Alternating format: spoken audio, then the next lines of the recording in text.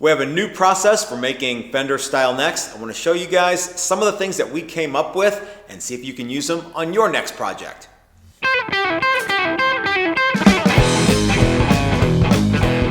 Hey everybody, this is Matt and we're at Texas Toast Guitars. Thanks for watching. I love doing videos like this where I share something that I just learned and maybe you guys can use it on your next project, or maybe you've been doing it like this all along. Either way, I'd like to hear from you guys in the comment section and let me know what you think of our new process. Let me know if you think it's a good idea. Let me know if you've already been doing it, stuff like that. It's new to me, thought I'd share it with you guys. So making Fender style necks is something that we don't do very often. Generally speaking, we build set neck style instruments because frankly, it's easier to just buy a Fender style neck. But recently we've started to build a bunch of guitars with hand-shaped Fender style necks, and it's been fun, and it's been frustrating because I'm having to relearn how to do a lot of this stuff. The processes aren't entirely different from making a set neck guitar neck, say out of mahogany with an angled headstock, but it's a little different. I'm going to show you some things that we've been coming up with. So let's start with the template sets that we're using. As you guys know, our good friend Steve at Maximum Guitar Works has been building templates for a long time, and if you don't use them, I'd strongly urge you to check them out. You're not going to be able to see it very well. Good thing I have a black t-shirt on. This is a neck template that Steve made for me for a Telecaster style guitar. And what I want you to pay close attention to is, again, a good thing I have a black shirt on, these pins right here and here in the back. Now those pins are indexing pins so that you can put this template on and take it off and then put it back on again. And it worked out great. Oh, the other thing that you can do is you can drill little holes in your fretboard, like in the upside on the glue surface of the fretboard. You can drill little holes and put little 1/8 inch pins and clamp them in there, and then it indexes your fretboard just right when you go to put these when you go to glue the fretboard on, if you're gluing the fretboard on. These were good, but after I used them for a while, and this one, gosh, I don't know if this has a date on it or not, but these are old templates. I had Steve make me some new templates, and I'm going to show you, well, you'll be able to see that the little drill, by the way, these things that I said I wanted you to pay attention to, these are actually drill inserts. You put this on the template and you drill right through it with your drill press. And then that way you don't wallow out your template. The bushing keeps your drill from going cattywampus. It's just a better way to go. But I want you to see what I had Steve build me, and I think that if you guys want these, you can still get them. Okay, tell them your old buddy Uncle Matt said, "Hey, I want one of them new kind of Telly or Strat templates." I've got them both. Okay, the neat thing about the what we came up with was we had Steve basically redo the outline. All right, so as you can see here, it's just a regular. In this case, it's a Telly outline, but I had him remove the drill inserts from these holes here, which is where they would normally go. I had him put them here and here, and I also had him put them on the E strings of the headstock. Now, that's actually pretty neat because I'm able to put this on my, well, here's a template that I made with some holes. I'm able to put these holes and drill them all the way through, whether it's on a template or if it's on my actual neck blank, like on the maple part of the neck, because these holes will get used later for something else. They get used for the neck bolt holes, and they also get used for the tuner holes. So after a little bit of figuring and ciphering, we got it worked out to where The telly and the strat ones are basically interchangeable. The hole positions are in the same spots, which is cool because when you make your own headstock, say, all you really care about is this angle right here and where the 6 strings go, okay? And then the heel back here. So you want the holes to be in the same spot, all right? So as you can imagine, what become the neck bolt holes and what become the tuner holes, the holes that you drilled through the maple, the neck meat, become sacrificial indexing holes that later on become something else. So that seemed like a good idea, and we really liked it. The other thing that we started doing on our set necks is we started gluing the fretboards on and then cutting the fret slots. In order to do that, the notion of these index pins underneath the fretboard kind of went out the window. We didn't want that. What we wanted to do is we wanted to have a way to index a template on the bottom of the neck and lock it in place, index off these 1/8" pins so that it would go on every time. And I'm going to show you guys all that stuff in the video today. But it's a neat way to index the neck, do all your work, and the holes that are already there can go all the way through the maple. All right, so well, here's one. As you can see, all these holes go all the way through the maple. Then when we glue the fretboard on, like this, those holes get covered up by the fretboard or get used for tuner holes later on in the process. Like I said, I'm going to show you some of that stuff later on.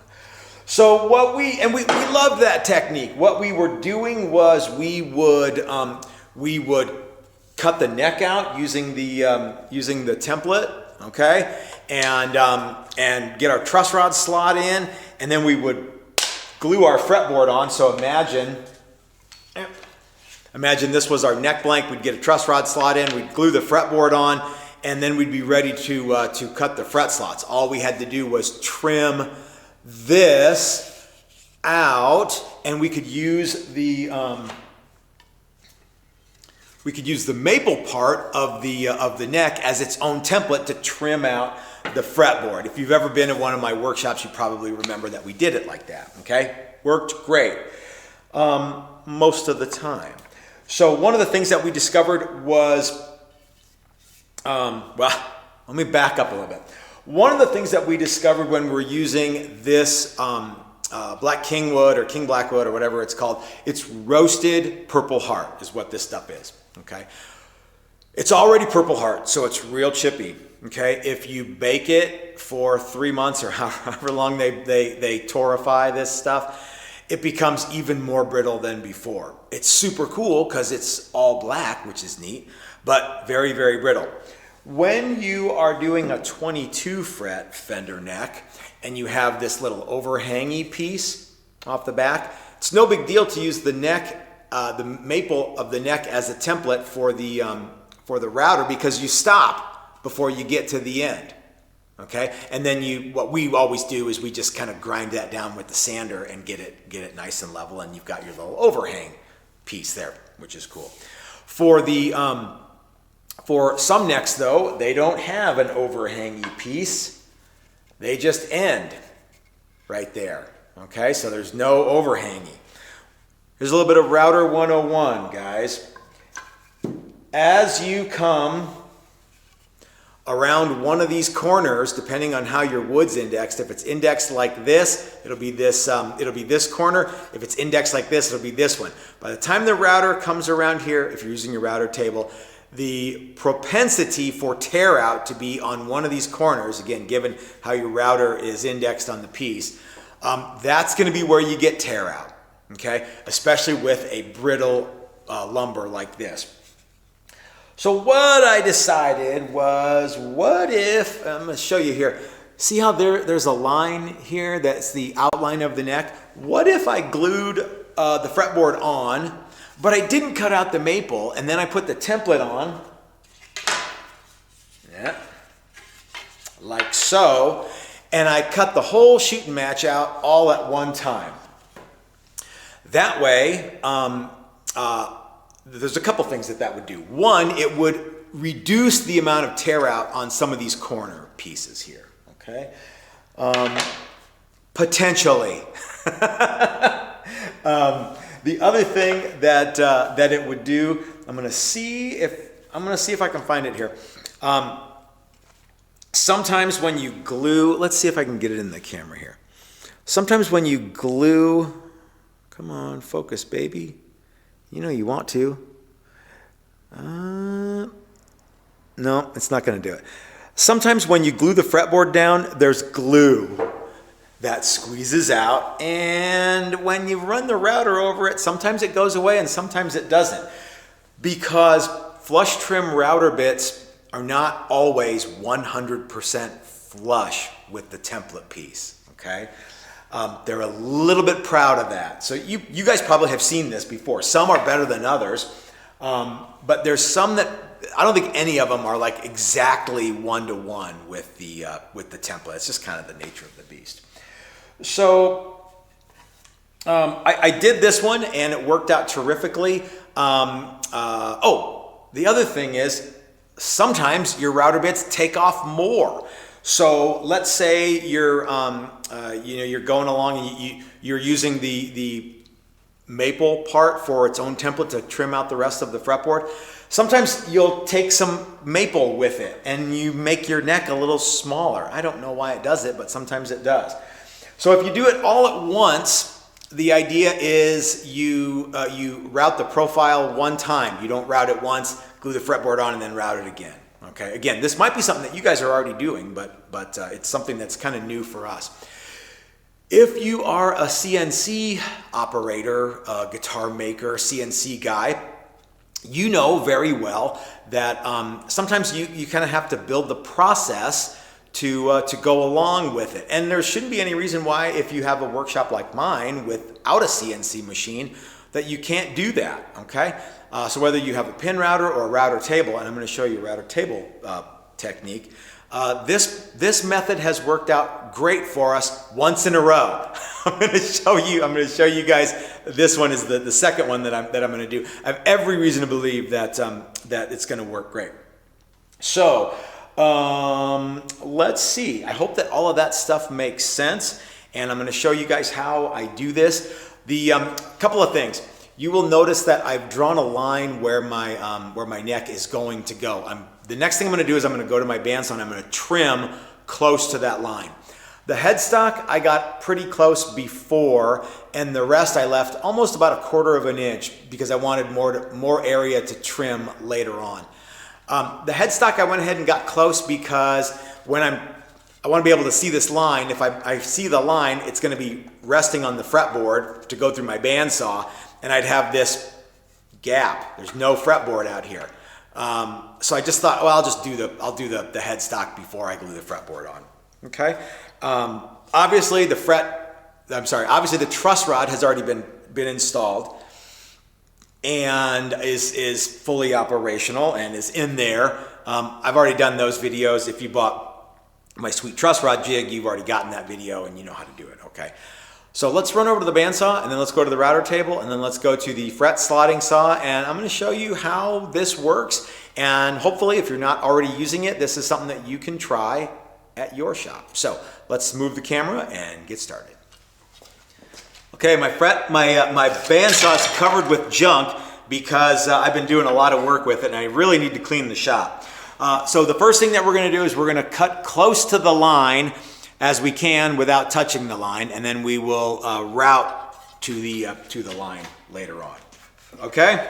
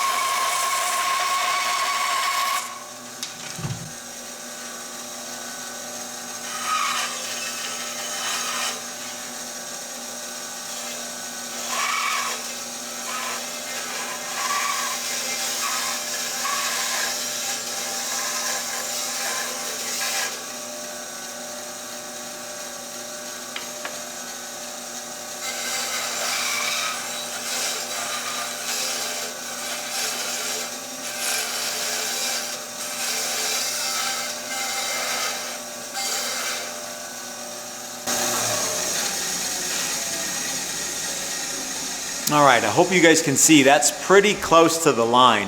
If you are so inclined, one thing that is a good idea, especially if your router bit that you're going to be using to trim this out isn't very large in diameter, one thing that you can do that will help you avoid some tear out and chip out and stuff is to sand on the on your spindle sander or something like that. Sand to the line so that you have just the bittiest little bit of material to remove with your router. We're going to go ahead and just jump onto the router and make sure.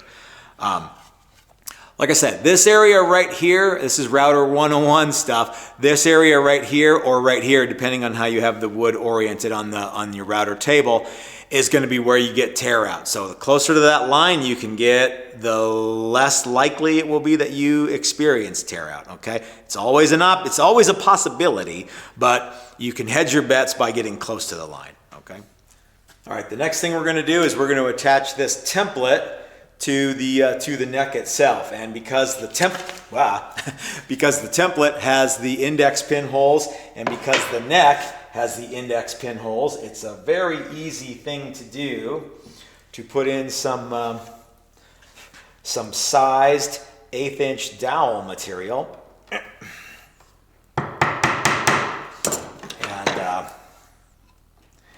and that will index the template properly onto the neck itself. See, but we're not going to use the pins as the only way to hold our template down. We're going to use some of this Taylor Tool Works double stick tape because it's easy, and that's going to do a couple things. One, it's going to hold the template on. Obviously, the pins are only there to index it, okay? But it's also going to keep the template from moving a little bit this way. If you used Steve's templates, which are acrylic, and you had these pins on here, and you push on the middle, you could actually see the acrylic flex a little bit. That's one of the reasons why I remade the template out of plywood, is so that it flexes less. The other thing is it keeps my nice acrylic templates looking good, okay? And I don't have any, if I damage this template, it's not a big shake to remake it. If I damage my acrylic template, I got to pay Steve to make me a new one, okay? So I got some tape on here. We'll snug it down with this clamp, and that's going to keep everything from. That's going to keep my template from wiggling or moving. It's on there about as solid as I can get it now, provided it's solid, but I got to take it off later. So I got to do it. I got to get it just right. Okay. All right. So the next thing we're going to do is we're going to go over to the router table, and I'm going to show you a couple things there, and I'm going to do something that's probably a little dangerous, but well, you'll see.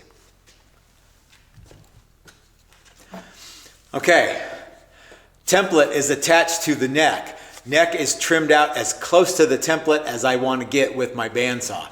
The next thing we're going to do is we're going to use the template as the template, and we're going to route using a flush trim cutter on our router table to make the neck look like the template, okay? So it's important to get your template good because your pattern cutter will make it everything that.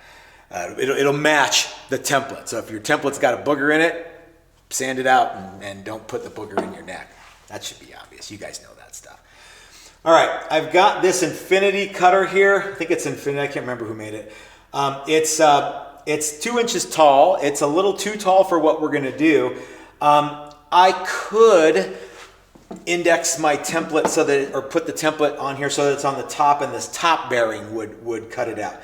Problem is, my router table doesn't have the throw necessary to go down far enough to where this bearing is only riding on the template. So what I'm going to do instead, this is the little dangerous part, okay? I'm not advising you to do this. There's a bearing on the bottom, meaning I'm going to index my template so that it's on the bottom, and I'm going to use the bottom cutter. The problem with that is I've got 1.25 inches of exposed bit and bearing on the top. All right, it's a little spooky, You probably would, you know, one of the things that you could do is you could remove all this stuff. You could buy a shorter one. I've been using this one because I like it. You could use a different bit, but I like this cutter head. So, couple of things. When you are, I'm going to start right here in this corner here. This not a corner, this little alcove of neck right here in the headstock. You want to make sure that you're pressing firmly against the bearing, whether it's on the top or the bottom, all the time.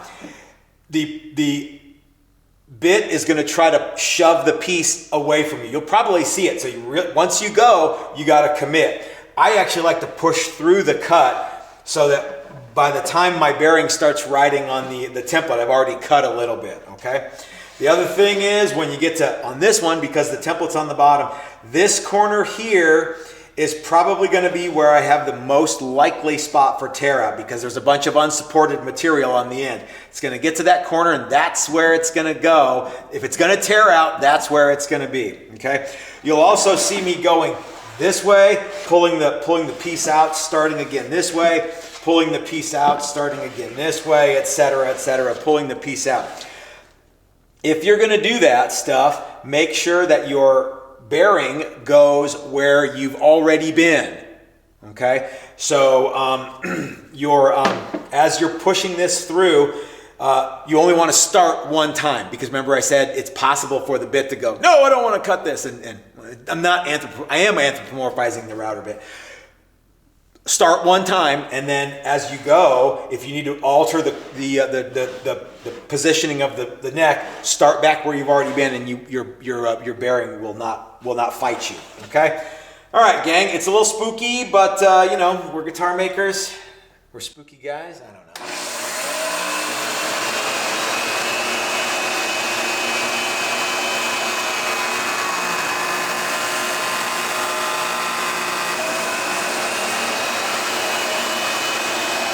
So that's the first part. As long as I go back to that, I can come off the bit as much as I want.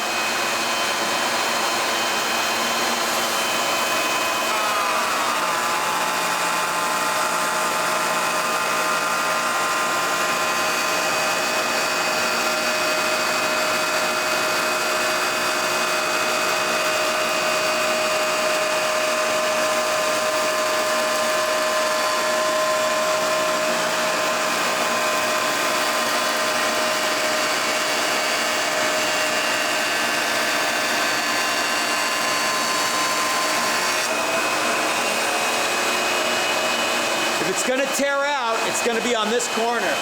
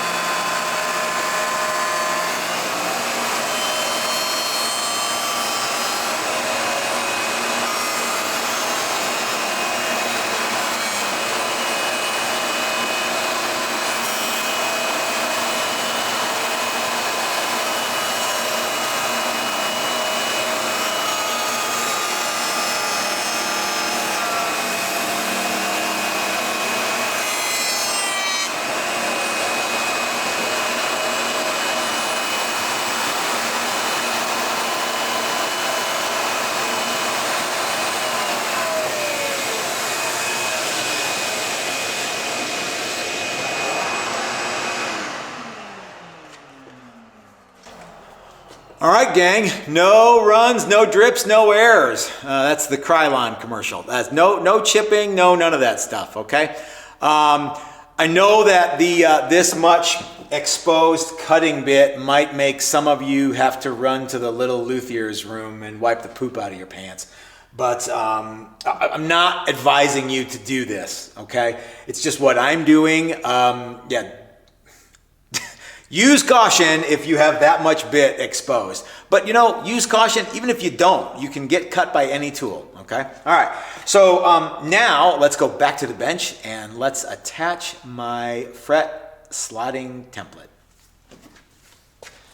All right, we got to get this template off, and because we were so conscientious and got a bunch of double stick tape, come on, baby.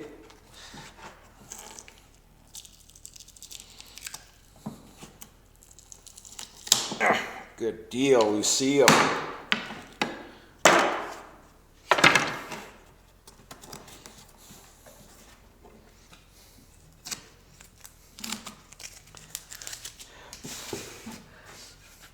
Look at that.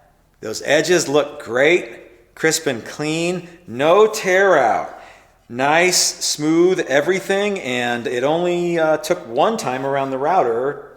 Well, I actually went around the router bit twice. You saw it, but it only took. I didn't have to do it once, then glue the fretboard on, and then do it again. Okay, so the fewer times you can get the damn thing on the router, the better, I believe. Okay, the next thing we're going to use is my Stumac fret slotting. It's a steel fret slotting jig template, whatever it is. We're going to be using the 25.5-inch side. You'll see all these holes here, okay? And you'll see a bunch of X's on some of these holes. When I got the templates lined up to the center, well, you know what? It's going to be easier for me to just do it than it is for me to tell you how I did it. All right, my pins are still in the neck here. I'm going to put some more double stick tape on. I know you guys have seen me do this before, but we're going to do it again because, well, it has to be done. Okay, a couple of things. When I was originally setting up the 25.5-inch scale fret slotting rig,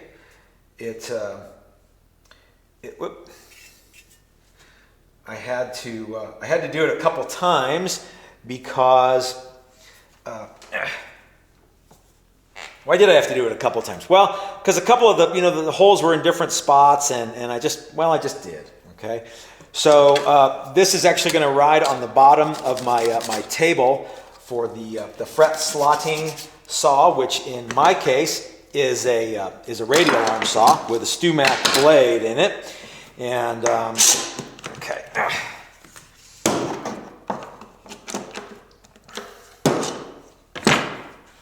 And we'll go ahead and we'll cut the fret slots. What I did to drill these holes correctly or incorrectly, as the case may be, is I drew a center line on the other side. I put those Steve's Maximum Guitar Works neck templates on them, and I just drilled right through the same little drill bushing holes, and with the appropriate drill bit using my my drill press. And yeah, no sweat. It worked like $1,000,000. Now, as you can see, I can plop this template on. I can index it off the same pins, which in this instance are the low E and the two back screws, or where the screws for the neck mounting will go. Okay, so now we'll be able to put this on the radial arm saw, and we'll cut the fret slots, and it'll be super cool. And we'll wrap this dang video up.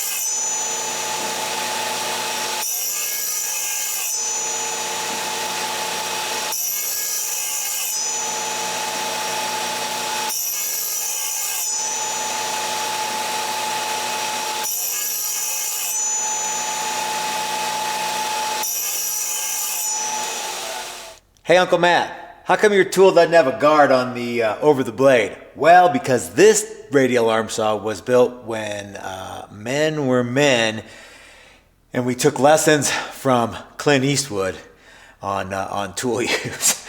Now, okay, this is another one of those things where, guys, I'm not suggesting that you run out and buy one of these no safety guard radial arm saws, but it has worked for me. So yeah, hopefully you'll find a safe way to do this. And like I said, if this is where you are, then cool.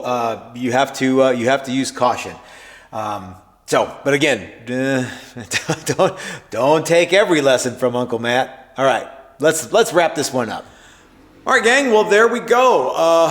The neck is ready to move on to the next phase, which of course would be inlay and then radiusing and then frets and then side dots or some sort of order like that. But this way that we did this neck today works great. And like I said, I am very interested to see what you guys think of this new process, new for us. Like I said, maybe you guys have been doing it like this for a long time and I'm behind the power curve.